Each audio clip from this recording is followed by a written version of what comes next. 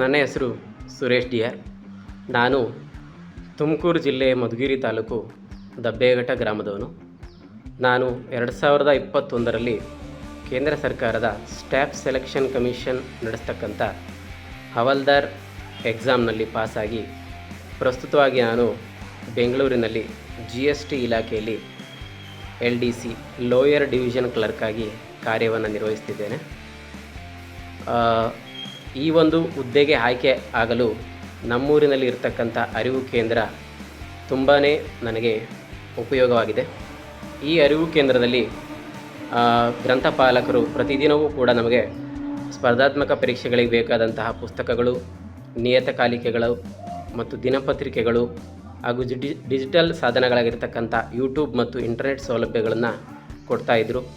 ಹೀಗಾಗಿ ಈ ಒಂದು ಪರೀಕ್ಷೆಯನ್ನು ನಾನು ಯಶಸ್ವಿಯಾಗಿ ಪಾಸಾಗಲು ಕಾರಣವಾಗಿದೆ.